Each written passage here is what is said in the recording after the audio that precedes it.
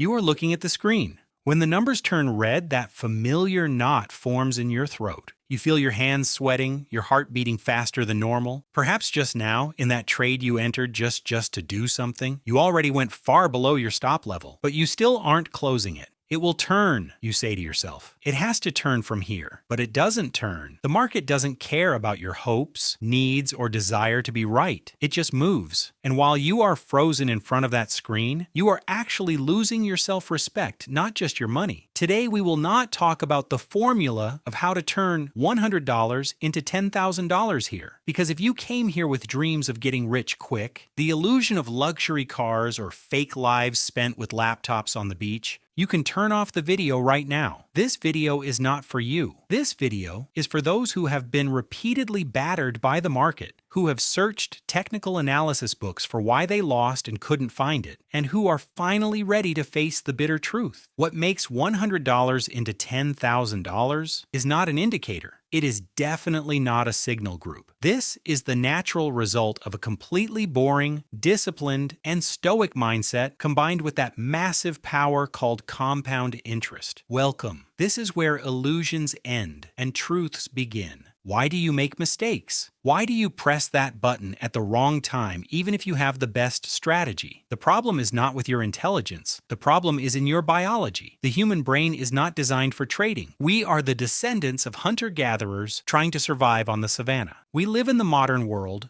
but our brains still run on 200,000-year-old software. That fear of missing out you feel when the price rises rapidly is the survival instinct your ancestors displayed so as not to miss a hunt. The paralyzing fear you feel when the price drops and you wait in loss is the freeze response of a creature facing a predator. Your ego wants to be right, because in nature being wrong meant dying. But trying to be right in the market means going bankrupt. When the market tells you that you are wrong, your biology perceives this as a personal attack and goes into defensive mode for you. You keep the trade open instead of cutting the loss because your brain sends the signal, do not accept defeat. The fundamental reason for failing in trading is not a technical deficiency, but being a prisoner of this evolutionary software. You are behaving like a gambler, enslaved by their emotions, not an investor. Your need for validation, that childish belief that every trade must end in profit, is pulling you down to the bottom. Let's change your perspective. Most of you see losing as a failure. That's why you attack the market to take revenge after every loss. Whereas for a professional, losing is like the electricity bill of a business. You have to pay that money to open the shop. Losing is not failure. It is the tuition fee you pay to the market university. Another big mistake. You think waiting is passivity. You think standing in front of the screen for hours without making any trades is a waste of time. You are wrong. For a professional trader, waiting is not passivity. It is active attack preparation done with the highest concentration. Do you think a lion does nothing while watching its prey motionless for hours? It is waiting for that single second when the probabilities are highest in its favor. Patience is the action that makes the most money in trading. The road from $100 to $10,000 is traveled not by trading every day, but by being in the market only at the right moments with the right risk. Often the most profitable trade is the one you never entered. Think of trading like a casino,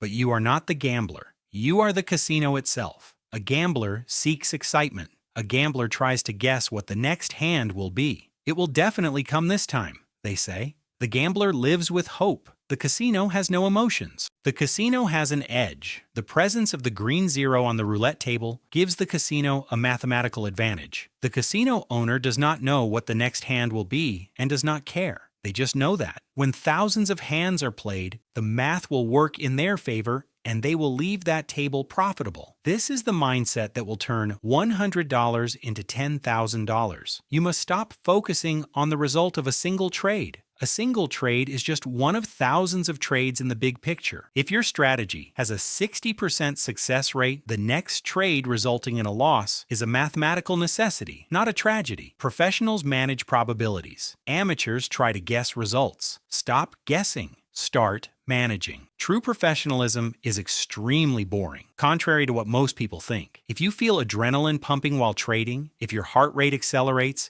if you fly into the air when you win and fall into bed when you lose, you still see this business as entertainment or ego satisfaction. Successful trading should be as routine and boring as standing on an assembly line in a factory. You make your plan, wait for the conditions to form, press the button, place your stop and take profit levels, and walk away. There is no excitement. There is no enthusiasm. There is only execution. This is the silent war in your mind. On one side is your greedy side wanting to get rich quick, constantly whispering, "Do something." On the other side is your stoic, patient, and disciplined side. The patient one wins this war because the market is a massive mechanism that transfers money from the impatient to the patient. The road from $100 to $10,000 is not linear. People think their money will increase regularly every day. No, in the beginning, you will mark time for months. Maybe your $100 will become 110, then fall back to 95. We call this stage the invisible stage. This is where most people throw in the towel. The moment they say, "This business isn't working, what good is $100?" is actually the moment their character is being tested. The magic of compound interest is hidden at the end. If you fold a paper 42 times, it reaches the moon. But in the first 20 folds, it is only a few centimeters thick. Trading is like this. Those boring and seemingly inefficient months where you maintain your discipline, where you learn to protect that small $100,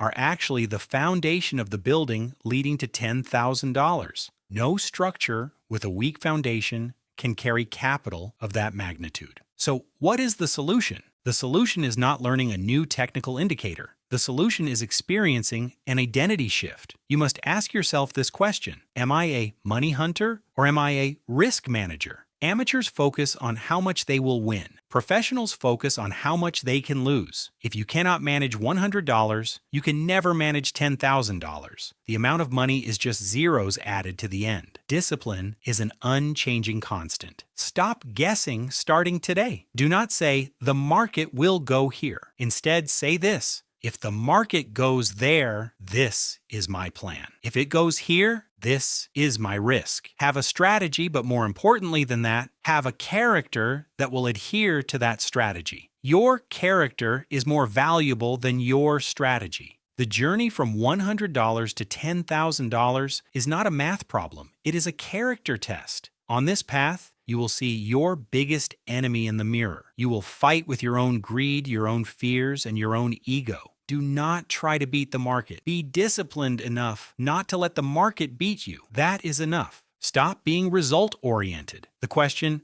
"How many dollars did I make today?" is an amateur's question. The question, "How faithful was I to my plan today?" is a professional's question. Even if you lost money that day, if you stuck to your plan, you should consider having won that day, because discipline always brings money in the long run. But money that comes with luck, if there is no discipline behind it, will go as it came. Embrace the discipline of getting rich slow. Wear boredom like a medal on your chest. And do not forget, those who reach the peak in trading are not the smartest, but those who are the most patient and can put their emotions aside. Now go in front of that screen, but this time not as a gambler, but as a cold-blooded risk manager. Process is everything. The result is just a detail. And do not forget, those who reach the peak in trading are not the smartest, but those who are the most patient and can put their emotions aside. Now go in front of that screen, but this time not as a gambler, but as a cold-blooded risk manager. Process is everything. The result is just a detail.